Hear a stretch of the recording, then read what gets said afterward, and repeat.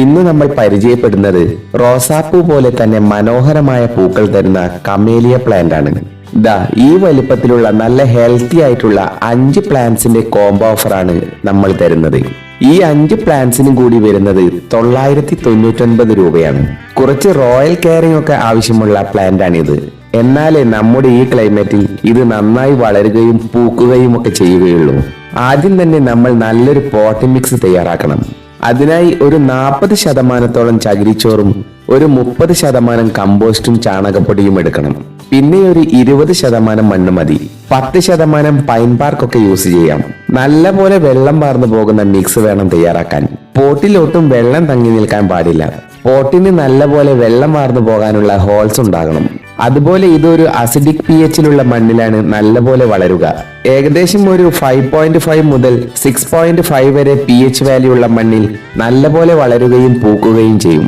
അതുപോലെ തന്നെ സൂര്യപ്രകാശം ഒരുപാട് തട്ടാത്ത സ്ഥലത്താണ് ഈ പ്ലാന്റ് വെക്കേണ്ടത്. അതുപോലെ തന്നെ നമ്മുടെ മണ്ണ് ആൽക്കലിൻ pHലേക്ക് വരുന്ന സമയത്ത് ഇതിന്റെ ഇലകളൊക്കെ ഒരു ഇളം പച്ചയിലേക്ക് വരും. ഇങ്ങനെ കാണുകയാണെങ്കിൽ നമുക്ക് എപ്സം സാൾട്ട് മാസത്തിലൊരിക്കൽ സ്പ്രേ ചെയ്തു കൊടുക്കാം. അതുപോലെ തന്നെ ഫെറസ് സൾഫേറ്റ് ഒക്കെ നമുക്ക് ഉപയോഗിക്കാം. സൂര്യപ്രകാശം ഒരുപാട് തട്ടാത്ത സ്ഥലത്താണ് ഈ പ്ലാന്റ് വെക്കേണ്ടത്. രാവിലത്തെ ഒരു വെയിൽ, അതായത് 2-4 മണിക്കൂറൊക്കെ ഒരു ഇളം വെയിൽ കിട്ടുന്ന സ്ഥലത്ത് വെച്ചാൽ മതി. ഒരുപാട് സൂര്യപ്രകാശത്തിലാണെങ്കിൽ ഇതിന്റെ ഇലകളൊക്കെ കരിഞ്ഞ് പിന്നീട് ആ ചെടി നശിച്ചു പോവുകയാണ് ചെയ്യുന്നത്. അതുകൊണ്ട് തന്നെ ഒരു ലൈറ്റ് ഷെയ്ഡിൽ വെക്കുന്നതാണ് നല്ലത്. അതുപോലെ തന്നെ മഴ കൊള്ളാതെയും വെക്കണം. മഴ കൊണ്ടാൽ മണ്ണിന്റെ pH വാല്യൂ ഒക്കെ മാറിപ്പോകാൻ സാധ്യതയുണ്ട്. പിന്നെ ഈ ചെടിക്ക് കുറച്ച് വളങ്ങളൊക്കെ അത്യാവശ്യമാണ്. അതിനായി നമുക്ക് NPK 5 ഗ്രാം എടുത്ത് ലിറ്റർ വെള്ളത്തിൽ ഡൈല്യൂട്ട് ചെയ്ത് ഇതിന്റെ ചുവടിൽ ഒഴിച്ചു കൊടുക്കണം. ഇലകളിലൊക്കെ ഇത് സ്പ്രേ ചെയ്ത് കൊടുക്കുകയും ചെയ്യാം. അതുപോലെ കാൽസ്യം നൈട്രേറ്റ് ഇതിന്റെ ചുവട്ടിൽ ഇട്ട് കൊടുക്കാം. അതുപോലെ തന്നെ പൊട്ടാസ്യം കലർന്ന ഫെർട്ടിലൈസേഴ്സും ഒക്കെ ഇട്ട് കൊടുത്താൽ പൂക്കളുടെ വലിപ്പവും നിറവും ഒക്കെ കൂടും. പിന്നെ പൂവിട്ട് നിൽക്കുന്ന സമയത്ത് കടുപ്പം കൂടിയ വളങ്ങൾ ഒഴിവാക്കണം, അല്ലെങ്കിൽ പൂക്കൾ കൊഴിഞ്ഞു പോകാൻ സാധ്യതയുണ്ട്. അതുപോലെ തന്നെ ഈ ചെടി നല്ലതുപോലെ നനച്ചു കൊടുത്ത് മണ്ണിൽ ഈർപ്പം നിലനിർത്തണം. എന്നാൽ വെള്ളം കെട്ടി നിൽക്കാതിരിക്കാൻ പ്രത്യേകം ശ്രദ്ധിക്കണം. നല്ല വേനൽക്കാലത്ത് 2 നേരം നനയ്ക്കുന്നതാണ് നല്ലത്.